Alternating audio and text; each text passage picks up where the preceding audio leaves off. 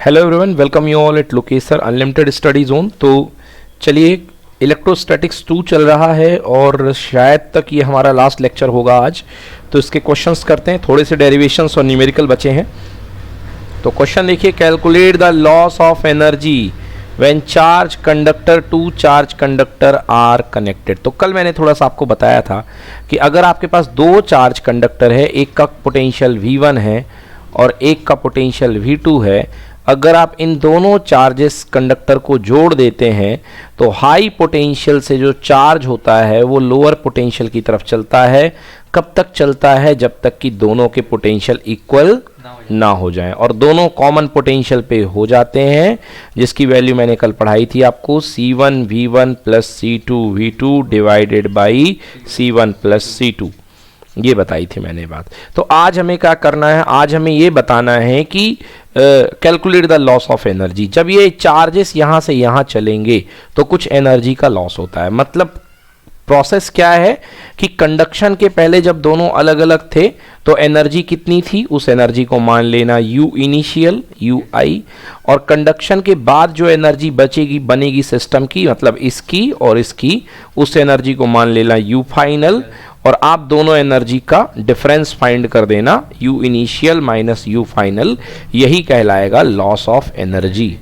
इसी को हमें निकालना है आज के चैप्टर में, आज के टॉपिक में, कि लॉस ऑफ एनर्जी कितना होगा। चलिए आगे पढ़ते हैं। और में अगर क्वेश्चन आएगा तो कैसा आएगा? The capacitance of two conductor are C1 C2, Q1 and Q2 charges are given to them so that their potential become V1 and V2. If they are connected by a wire, then calculate the following common potential। ये तो कल ही find कर लिया था। Loss of energy, ये आज का चर्चा है। ठीक है भाई, चलिए तो स्टार्ट करते हैं। कितने मार्क्स का आता है? 5 मार्क्स का आता है एग्जाम में, एंड कैटेगरी है इसकी very important question this is okay, exam में आता है।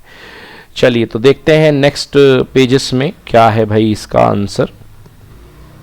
ओके कहाँ से स्टार्ट? ये है ओके हाँ, दो क्वेश्चन और में बने हुए हैं, तो उनको भी जान लेते हैं कि कैसे आएंगे वो क्वेश्चन। क्वेश्चन देखिए, prove that when two charge conductors are connected there will be loss of energy. तो ये बताना है कि जब भी आप दो कंडक्टर को ऐड करते हो तो हमेशा क्या होता है? एनर्जी का लॉस होता है। मतलब कि ज्वाइनिंग के पहले की एनर्जी ज़्यादा होगी और ज्वाइनिंग के बाद की एनर्जी क्या हो जाएगी? कम, तो लॉस होगा, है ना।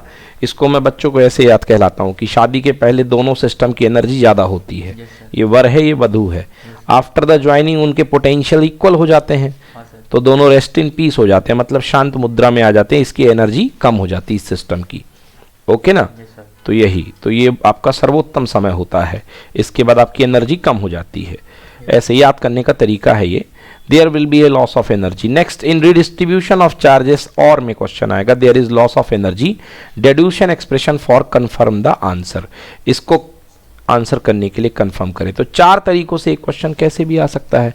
चलिए आइए अब इसको सॉल्व कर लेते हैं। तो क्या है भैया, दो कंडक्टर मान लो, let N B are the two conductor with capacity C1 and C2। तो बेटा इसकी कैपेसिटी C1 है, इसकी कैपेसिटी C2 है। Okay, when charges Q1 and Q2 separately given to the potential there becomes V1 and V2।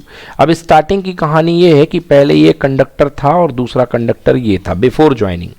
तो इसको आपने charge दे दिया Q1 तो इसका पोटेंशियल पहुंच गया V1, और इसको चार्ज दे दिया Q2, पोटेंशियल पहुंच गया V2। कैपेसिटी तो भाई खुद की होती है, तो C1 और C2 रहेगी। समझ गए? तो अब देखिए, अगर चार्ज की कैलकुलेशन में करूं तो क्या हो जाएगा? पहले चार्ज इसका Q1 का हो जाएगा Q1 C1 V1 और Q2 equal to C2 V2। चलो अब आफ्टर अगर ज्वाइन, अब टोटल चार्ज अगर ज्वाइन करने के बाद मैंने कहा था कि ज्वाइन करने के बाद टोटल चार्ज क्या हो जाएंगे? ऐड हो जाएंगे। समझ गए ना? और जो भी होगा मिल करके खाना ये दोनों वर वधू खाएंगे। तो टोटल चार्ज कितना हो जाएगा? C1 V1 plus C2 V2, और दोनों का मगर खपत तो वही रहेगी, C1 प्लस C2 कैपेसिटी, इसकी C1 और इसकी C2, तो total capacity C1 plus C2। चलिए ज्वाइन कर दिया, तो जैसे इसको मैंने तार से ज्वाइन किया तो कॉमन पोटेंशियल कैसे आएगा? देखिए common potential C equal to Q होता है Q बाई V, और V इज इक्वल टू कितना? Q upon C। तो आफ्टर द ज्वाइनिंग, ज्वाइन करने के बाद Q की जगह आ जाएगा Q टोटल। समझ गए ना? क्योंकि दोनों जुड़ चुके हैं, दोनों हस्बैंड एंड वाइफ हो चुके हैं, तो पैसा दोनों का एक ही जगह काउंट होगा ना। तो इसका Q1 था, इसका Q2 था, अब तो एक घर में आ गए हैं, तो जो तेरा है वो मेरा है, तो total charge equals to Q1 plus Q2 and total capacity equal to C1 plus C2। समझ गए ना भाई, इसकी भूख C1 थी, इसकी भूख C2 थी, तो दोनों जुड़ेंगे तो भूख तो बढ़ेगी ना। हाँ सर। है ना। पहले 2 रोटी इसको खानी थी, 2 रोटी इसको खानी थी, तो अब दोनों 2 और 2 4 हो जाएंगे मिल करके। तो ये हो गया अपने पास V equal to C1 V1, ये वैल्यू निकाली थी क्योंकि C1 V1 plus C2 V2 upon C1 plus C2, बेटे ये आ गया कॉमन पोटेंशियल। चलिए अब निकालते हैं लॉस ऑफ एनर्जी। तो लॉस ऑफ एनर्जी में 2 एनर्जी हम कैलकुलेट कर लेते हैं, एक शादी के पहले, एक शादी के बाद, मतलब बिफोर ज्वाइनिंग और आफ्टर ज्वाइनिंग। तो yes, the total energy of the conductor before connection. बेटा कल मैंने एनर्जी का फॉर्मूला निकाला था, U इज इक्वल टू क्या था, हाफ CV स्क्वायर। तो पहले कंडक्टर का होगा हाफ C1 V1 का स्क्वायर, दूसरे कंडक्टर का हाफ C2 V2 का square. And after the joining देखो भाई U2 कितना हो जाएगा, हाफ।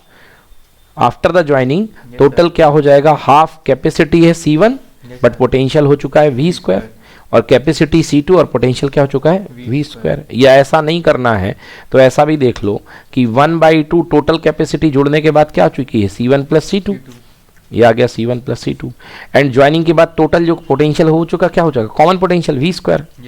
तो V की वैल्यू रख दो भैया, V की value C1 plus C2, C1 V1 plus C2 V2 upon C1 plus वो जो ऊपर कॉमन पोटेंशियल निकाला था, ये उसकी वैल्यू रख दी, क्योंकि भैया ज्वाइनिंग के बाद तो आपका पोटेंशियल कॉमन हो गया है ना।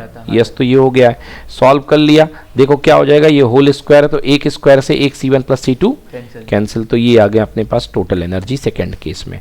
अब हमने क्या किया, दोनों एनर्जी को माइनस कर दिया।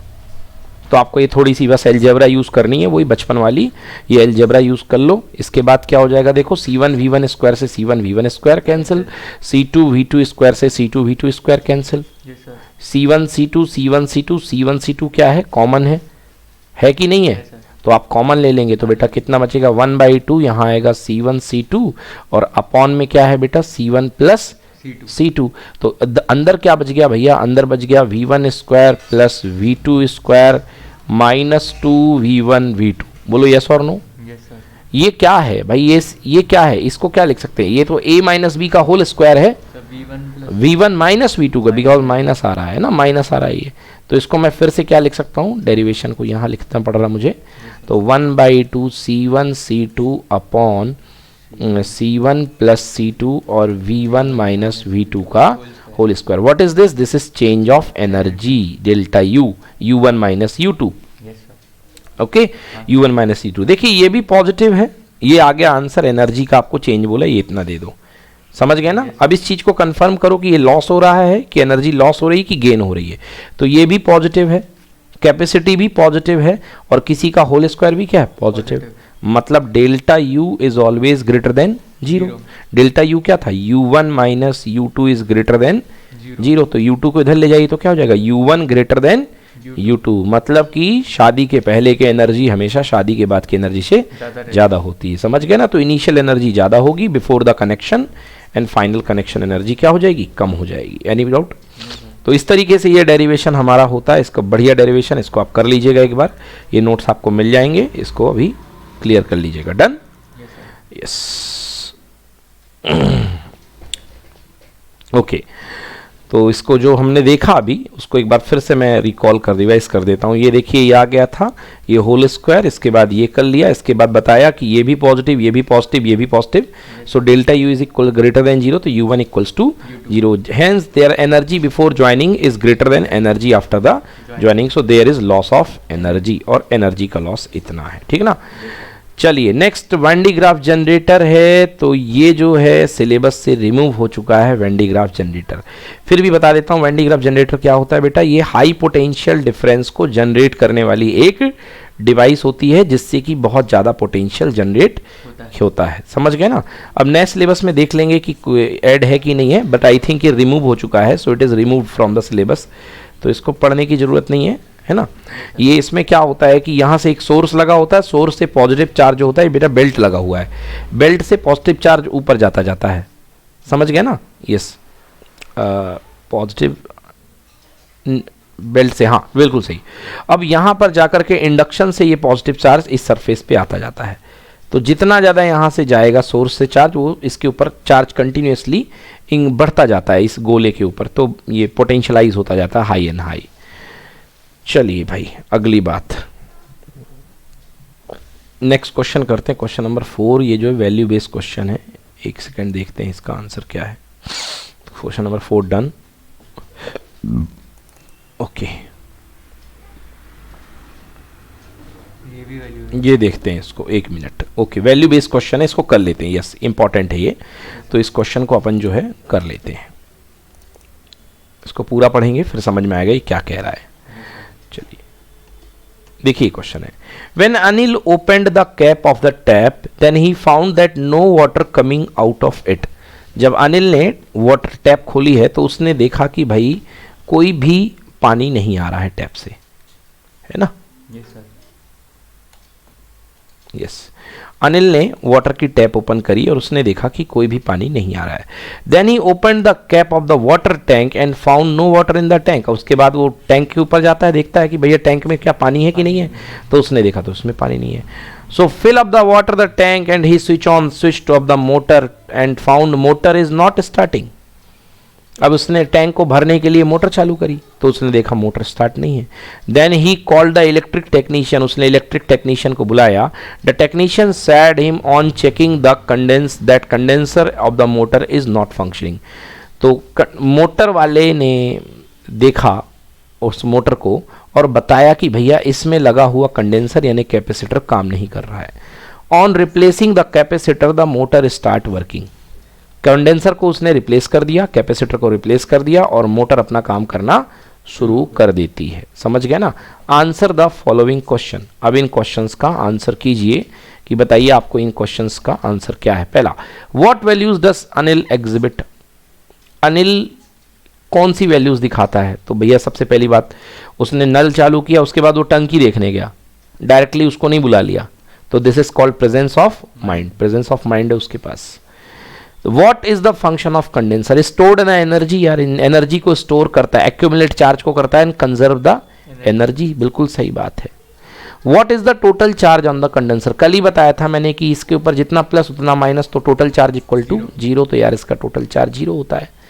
The capacity of the capacitor is 3 microfarad. It is charge to 100 volt potential. बताइए इसके ऊपर चार्ज कितना होगा। So simple formula, Q equal to C V. C की वैल्यू दी है 3 माइक्रो, माइक्रो मतलब 10⁻⁻⁶, और चार्ज वोल्टेज कितना दिया 100। यार आंसर आ गया 3 × 10⁻⁻⁴ कूलम। डन। Any problem. चलिए नेक्स्ट क्वेश्चन देखिए। अगला क्वेश्चन हम कर चुके हैं। Can 1 coulomb charge given to a 1 centimetre? No, क्योंकि मैंने बताया था इसका पोटेंशियल 9 × 10⁻11 हो जाएगा। समझ गया ना, जो कि एयर के बैरियर पोटेंशियल से ज्यादा है, मतलब एयर के मॉलिक्यूल फाड़ देंगे एक दूसरे को, फोड़ करके आयन टूट जाएंगे एयर के। समझ गया ना। तो it is not possible because this value of potential is very greater than the barrier potential of the air. This 1 coulomb charge can not be given to this. समझ में आ गया। You are given 3 capacitor of 4 microfarad. You each how they be combined to obtain the result of the capacity 6। देखो भैया 4 के हैं और आपको एक से कनेक्ट करना है कि आपको 6 मिल जाए। 4 के 3 कैपेसिटर आपके पास हैं, तो कैसे कनेक्ट करोगे? 2 सीरीज में कर दो और 1 पैरेलल में कर दो। बोलो यस। तो सीरीज में क्या होता है formula? 1/c equal to 1/c1 plus 1/c2। तो 1/c1 4 और 4 की सीरीज कितनी आ जाएगा? 2 माइक्रोफेरेड। कितना आ जाएगा? 2। तो ऊपर बन गया 2 ले दे करके और नीचे बन गया 4। और पैरेलल कैपेसिटर का फॉर्मूला होता है C1 plus C2। C1 plus C2, तो एक्चुअली ये C3 ट्रीट हो रहा है यहाँ पे 4 वाला, और ऊपर वाले को C' मान लिया है। तो 2 ऊपर का और 4 नीचे का, आंसर कितना हो गया? 6। So simple question. Done. Okay, so this is also of 3 marks. चलिए जी, ये भी हो गया इसको। मतलब माइक्रो 10⁻⁻⁶, और स्मॉल m का मतलब मिली, मतलब 10⁻⁻3 माइक्रोफेराड। यस, माइक्रोकुलाम, माइक्रोफेराड, ये जो यूनिट होती हैं छोटा करने के लिए इसको यूज किया जाता है। डन। चलिए नेक्स्ट क्वेश्चन देखते हैं। ओके,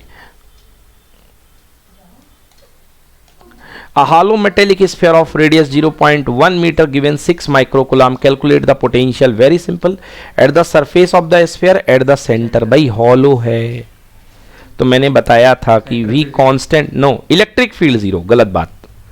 इलेक्ट्रिक फील्ड 0 होता है, V कांस्टेंट होता है, और V की वैल्यू कितनी होती है? 1/4 ε0 × Q/r। तो बस वैल्यू फाइंड कर लो भाई। जो इसके सरफेस पे होगा वही हर जगह होगा, क्योंकि थ्रू आउट कॉन्स्टेंट होता है ना बेटा। इलेक्ट्रिक फील्ड हर जगह तो 0 है अंदर, हाँ sir.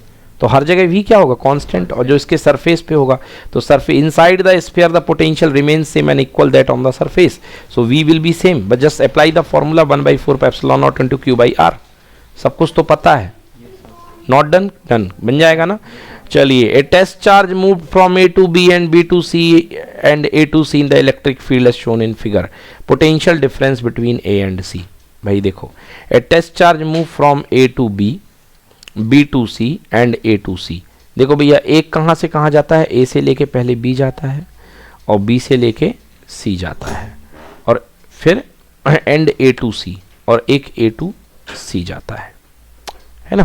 And electric field E is shown in figure, ये दिया गया है इलेक्ट्रिक फील्ड, ये डिस्टेंसेस दी गई हैं, ये 5 सेंटीमीटर है, ये 3 सेंटीमीटर, तो डेफिनेटली ये कितनी होगी, 4, पाइथागोरस थ्योरम से कर लोगे ना ये, पाइथागोरस थ्योरम से। अब आपको क्या बताना है, potential difference between A and C, A और सी के बीच का पोटेंशियल डिफरेंस आपको बताना है कि ए और सी के बीच का पोटेंशियल डिफरेंस कितना है, ठीक है ना। ए और सी के बीच का पोटेंशियल डिफरेंस कितना आपको दिया गया, ये बताना है। चलिए, इलेक्ट्रिक फील्ड ई है, अपन को पता है कि ई इज इक्वल टू होता है D V by D X, याद आया, E इज इक्वल टू होता है D V by D X. तो मतलब कि यदि आप यहाँ पे, ठीक है चलो, E is equal to D V, minus भी आता है ना, तो D V change in potential difference, potential difference, D V मतलब potential difference, equal to minus E dot D X. अगर इसको डेल्टा की फॉर्म में लिखोगे तो ज़्यादा मजा आएगा, delta V is equal to minus E dot D X. बोलिए ये और नो, इलेक्ट्रिक फील्ड के ही टर्म्स में आंसर आएगा क्योंकि ई दिया गया है, ठीक है ना। चलिए, तो सबसे पहले निकालते हैं हम right angle A B C में ए और बी के बीच का पोटेंशियल। तो ए और पहले कहाँ से कहा गए, ए से लेके बी, ओके। तो ए बी की वैल्यू कितनी आ गई, 4 आ गई, कितनी आ गई, 4, ठीक है, okay. A to B, then B to C गया हुआ है, बी टू सी। देखिए, बी से सी में कोई पोटेंशियल चेंज नहीं होगा, क्यों, क्योंकि आर चेंज हो ही नहीं रहा है, आप परपेंडिकुलर हो ना, आप परपेंडिकुलर हो भाई, यहाँ पे बी पे हो, यहाँ पे सी पे हो, क्या आप इलेक्ट्रिक फील्ड की डायरेक्शन में मूव करे हो कि नहीं करे हो, कहाँ करे हो, नहीं करे हो ना भाई, बी से सी नीचे आ रहे हो ना आप, अब भाई ऐसे आ रहे हो आप, इलेक्ट्रिक फील्ड की डायरेक्शन तो ये है ना, तो आपका मूवमेंट तो परपेंडिकुलर हो रहा ना, तो इलेक्ट्रिक फील्ड के परपेंडिकुलर मूव करने में कोई वोल्टेज थोड़ा ना बदलेगा, बोलो यस और नो, तो इस डायरेक्शन में कोई वोल्टेज नहीं बदलेगा, तो मतलब यहां से लेके यहां तक का कोई वोल्टेज चेंज नहीं हुआ है, समझ में आ गया ना। यहां से लेके यहां तक तो केवल वोल्टेज कहां तक चेंज हुआ है, यहां तक, और यहां पे कोई वोल्टेज चेंज नहीं हुआ है। अब ये आया समझ में कि नहीं आया भाई, ओनली वोल्टेज यहां से लेके यहां तक चेंज होगा, नीचे परपेंडिकुलर डायरेक्शन है, कोई वोल्टेज चेंज नहीं होगा, है ना। तो अपन को केवल वोल्टेज निकालना है, B C is perpendicular to the electric field, so potential will be same at B C. और आपको पता है वैसे भी कि इलेक्ट्रिक फील्ड के परपेंडिकुलर जो सरफेस होती है वो कौन सी सरफेस होती है, इक्विपोटेंशियल सरफेस। ऑलवेज पढ़ा था कल प्रॉपर्टी में कि equipotential surface is perpendicular to the electric field. तो बेटा इक्विपोटेंशियल सरफेस में जितना पोटेंशियल यहाँ है उतना वहाँ है उतना यहाँ रहेगा, तो यहाँ तक कोई पोटेंशियल चेंज होगा नहीं क्योंकि इक्विपोटेंशियल है, तो केवल इतने में ही पोटेंशियल चेंज होगा, भले आप ए से लेके बी जा रहे हो, बी से लेके सी जा रहे हो, केवल इतने में ही पोटेंशियल चेंज होगा। तो कितना पोटेंशियल चेंज होगा, डेल्टा वी निकालना है, माइनस ई, और डेल्टा एक्स कितना है बेटा, 4, कितना है, 4 है ना, ये 4 डिस्टेंस है ना, तो आंसर कितना आ गया, -4E। समझ में आ गया, -4E। तो कह रहा भैया बताइए कि आपको कितना ए से लेके सी में पोटेंशियल है, ये आ गया, ठीक ना।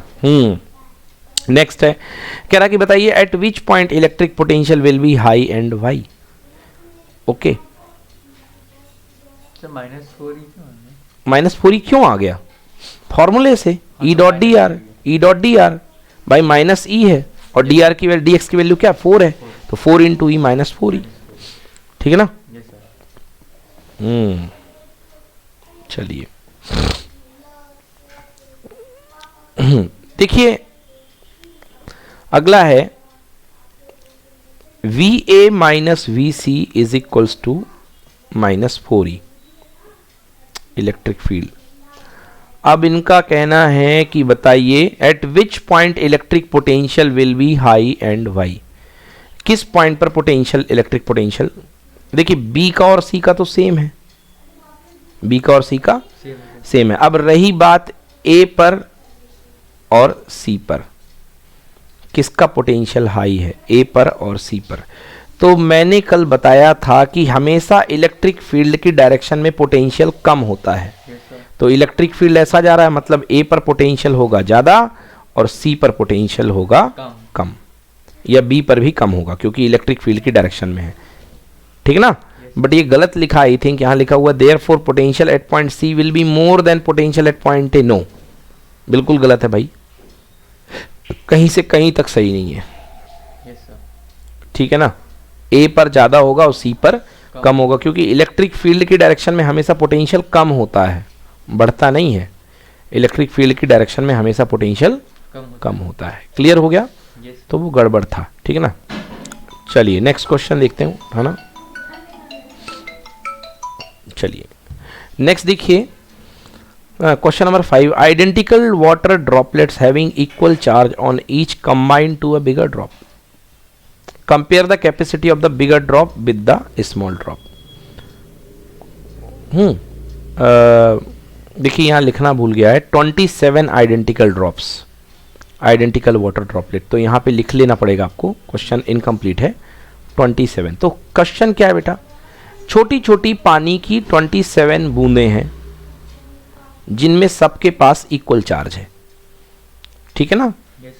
उनको मिला करके एक बड़ी बूंद बनाई गई है, एक बड़ी बूंद बनाई गई है, पानी का बड़ा बूंदा बना दिया गया है, ओके।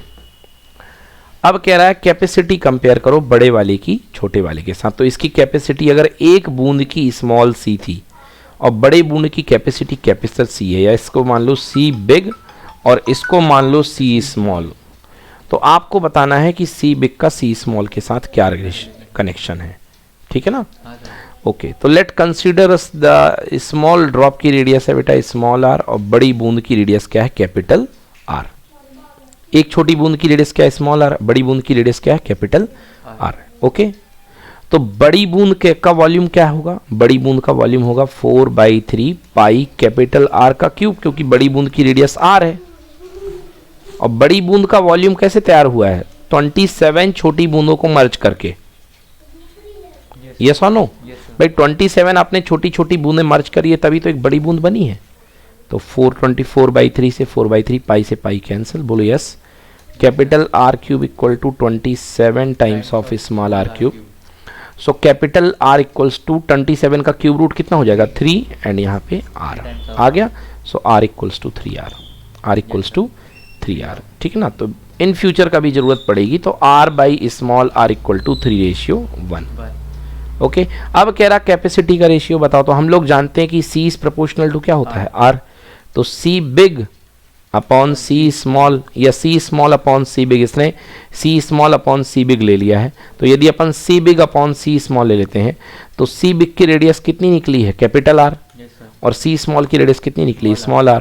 तो कैपिटल R की वैल्यू आई है 3 स्मॉल r अपॉन r से r कैंसिल, आंसर 3:1। और इसी का उल्टा कर दोगे तो आंसर क्या आ जाएगा 1:3, ओके डन। तो ये 1:3 या 3:1 जो भी पूछा गया है स्मॉल टू बिग या बिग टू स्मॉल उसके अकॉर्डिंगली अपन निकाल सकते हैं ना।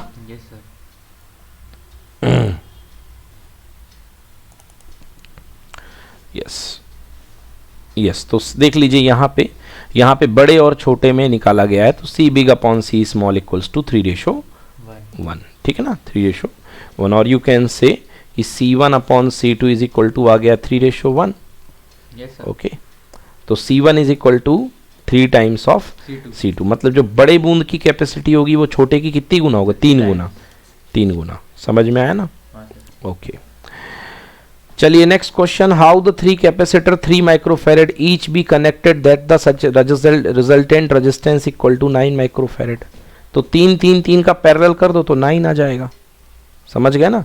अब अगला क्या चाहिए 4.5 माइक्रोफैरेड, तो 4.5 3 से थोड़ा सा क्या है ज्यादा है, तो 3 तो एक अकेला पकड़ लो, एक अकेला 3 रख दो और उसके साथ पैरेलल में करके ये 3 अकेला पकड़ लो और इसके साथ 2 सीरीज में जोड़ दो, क्योंकि सीरीज में हमेशा कैपेसिटी की वैल्यू कम होती है, तो 3 में अपन को थोड़ा सा कम ऐड करना है, तो इसलिए 2 सीरीज में रख दिया। तो 2 सीरीज में रख दिया तो 1/C1 प्लस 1/C2, 1/3 1/3 2/3, रिजल्टेंट कितनी आ गई 1.5। और एक पैरेलल में, तो पैरेलल का फॉर्मूला होता है +C1 + C2, तो ये C डैश पैरेलल वाला जो आया था 1.5 और ये एक ओरिजिनल, तो 1.5 + 3 कितना हो गया 4.5 आ जाएगा ना। कर लेंगे, this is very easy, so you can do it. बहुत इजी क्वेश्चन हैं इसके। अगला क्वेश्चन भाई, the potential difference between 2 points is 10 volt, how much work is required to move a charger 100 microcoulomb. बहुत ही सिंपल क्वेश्चन है भाई, formula आ गया delta V is equal to delta W upon Q0। बोलो यस। आपको work done निकालना है, सो work done delta W is equal to delta V की वैल्यू कितनी दी गई है, 2 पॉइंट के बीच का पोटेंशियल 10 मल्टीप्लाइड बाई चार्ज कितना है 100 माइक्रोकूलम, तो बेटा नीचे से ऊपर चला जाएगा, तो 100 माइक्रो मतलब 10⁻⁻6, समझ गए ना। तो आंसर कितना आ गया 10⁻⁻3 joule on solving. Clear. Find the area of the plate of 2 farad parallel plate capacitor if the separation between the plates is 0.5 centimetre. ले भाई, पैरेलल प्लेट कैपेसिटर का फॉर्मूला क्या होता है, C = ε0 A/d। C दिया गया है 2 फैरेड, बोलो। सेपरेशन ऑफ द प्लेट यानी कि D दिया गया है कितना 0.5। एरिया निकालना है, ε0 की वैल्यू पता होती है 8.85 × 10⁻12। वैल्यू रख दीजिए, सीधा सीधा आंसर आ जाएगा, ठीक ना। 2 charges 5 × 10⁻8 coulomb and -3 × 10⁻8 coulomb located 16 metre apart, 16 centimetre apart. At what point on the line joining the 2 charges electric potential will be 0। तो मान लीजिए कि इस चार्ज से x डिस्टेंस पर पोटेंशियल यहाँ पे 0 है। पोटेंशियल 0 कब होगा, अगर इसका पोटेंशियल और इसका पोटेंशियल एक दूसरे के इक्वल हो गया, तो बीच में पोटेंशियल क्या हो जाएगा 0, है ना। तो let electric potential is 0 at point C lying at a distance x from the positive charge. तो इस चार्ज से मैंने इस डिस्टेंस पर मान लिया कि यहाँ पे कोई चार्ज रखा है, यूनिट चार्ज, और उस पर पोटेंशियल कितना है 0। पोटेंशियल का फॉर्मूला इस चार्ज की वजह से कितना होगा, V1 is equal to 1/4πε0 into Q1 upon R की वैल्यू कितनी मान ले बेटा x, कितनी मान लो x डिस्टेंस है कि नहीं है। भाई टोटल दोनों के बीच की डिस्टेंस 16 है, तो अगर ये डिस्टेंस आपने x मान ली है तो ये वाली कितनी बचेगी 16 - x, और जितना इसका पोटेंशियल आएगा उतना ही इसका पोटेंशियल आएगा। समझ में आया ना। तो चलो सॉल्व करते हैं, दूसरे वाले का पोटेंशियल निकालते हैं। जितना पहले वाले का पोटेंशियल उतना ही दूसरे वाले का भी पोटेंशियल।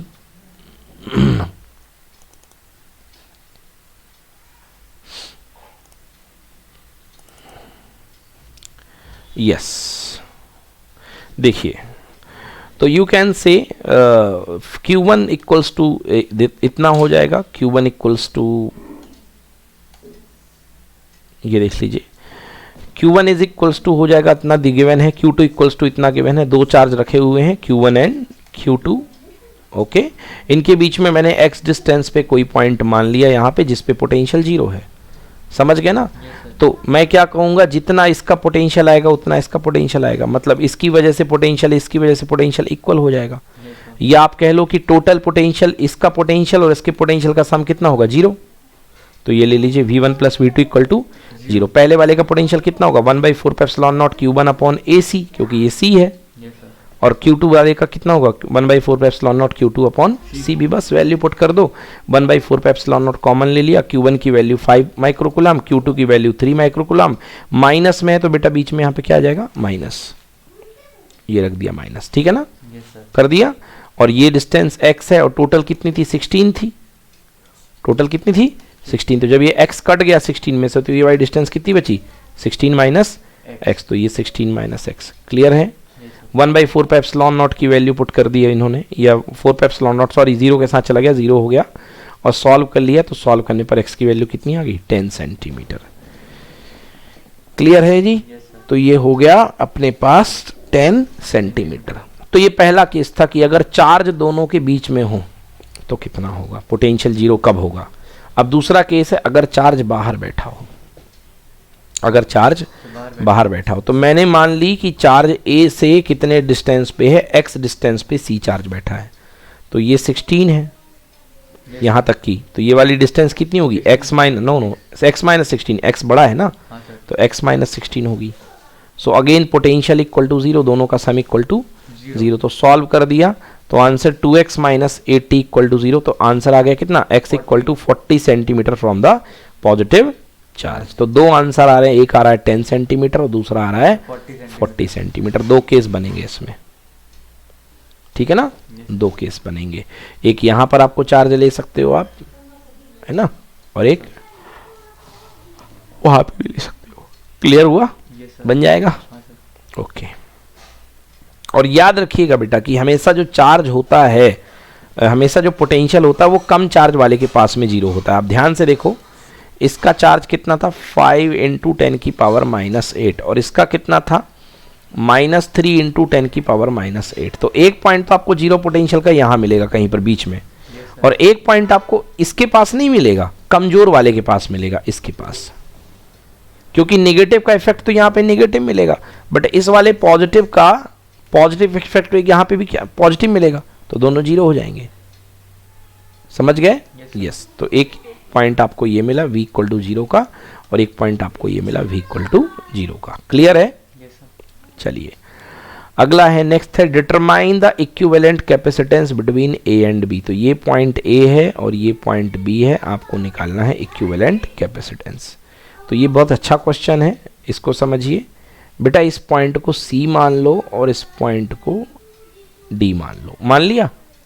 चलिए तो ये देखिए, ये पॉइंट A है, ये पॉइंट लास्ट में क्या है, B है, और एक मैंने पॉइंट C मान लिया है और एक मैंने पॉइंट क्या मान लिया है, D। A से लेके C के बीच में एक कैपेसिटर लगा दो बेटा, A से लेके C के बीच में एक कैपेसिटर, ठीक है, A से लेके C के बीच में। एक मिनट, मिस्टेक हो गई बेटा मुझसे यहाँ पे। चलिए मिस्टेक क्या हुई है बता देता हूँ। ये देखिए, ये पॉइंट B था, तो ये पॉइंट B क्या होगा, B, और जब ये B है तो ये भी क्या होगा, B ही तो होगा भाई, डायरेक्ट कनेक्शन है ना। तो B पॉइंट ये है तो ये भी पॉइंट क्या होगा, B सेम पोटेंशियल पे होगा। अगर ये A है तो ये A होगा, तो ये भी क्या होगा, A। तो चलो, तो बस अपन को दो ही पॉइंट लगेंगे, केवल एक A लगेगा और एक B लगेगा। चलो देखो, A से लेके B के बीच में 1 जोड़ दो, फिर B से लेके A के बीच में फिर से 1 जोड़ दो, और फिर यहां लास्ट में A से लेके B के बीच में फिर 1 जोड़ दो। तीनों पैरेलल में आ गए, 1 1 1, आंसर क्या होगा, 3 माइक्रोफैरेड। समझ में आ गया ना, 1 + 1 + 1 3 माइक्रोफैरेड। क्लियर हुआ। अब अगले वाले में कह रहा, देखो तो ये A टर्मिनल है और ये B टर्मिनल है, इसके अक्रॉस अपन को निकालनी है कैपेसिटी। तो ये जो तीनों है ये किस में है, सीरीज में है। तो 3 3 3 का सीरीज कितना होता है, 1। कैसे होता है, 1/3 + 1/3 + 1/3 इक्वल टू 1/c। तो 1/c इक्वल टू 3/3, 3 से 3 कैंसिल, कितना आ गया, 1। तो ये हो गया, नीचे से हो गया 1 और ऊपर हो गया 3, तो 3 और 1 4 का पैरेलल 4 हो जाएगा। ओके, चलिए तो ये भी हो गया डन अपने पास। Okay, yes. तो देख लीजिए, आंसर मैच कर लेते हैं। पहले वाले का 3 आया है और दूसरे वाले का 4 आना चाहिए। यस, ये 4 आ गया। चैप्टर फिनिश हो चुका है जी, 2 बूंदियां लगा दी गई हैं, मतलब अपना चैप्टर जो है फिनिश हो गया है। ठीक है, लास्ट साइड एक बार और देख लेते हैं, कुछ बचा तो नहीं है, नहीं, बेशक कुछ भी नहीं। तो इस तरीके से ये हमारा चैप्टर समाप्त हुआ। ओके, अब इसको आप अपने तरीके से रिवाइज करिए। Thank you so much for being with Lokesh sir, unlimited study zone. Have a nice day.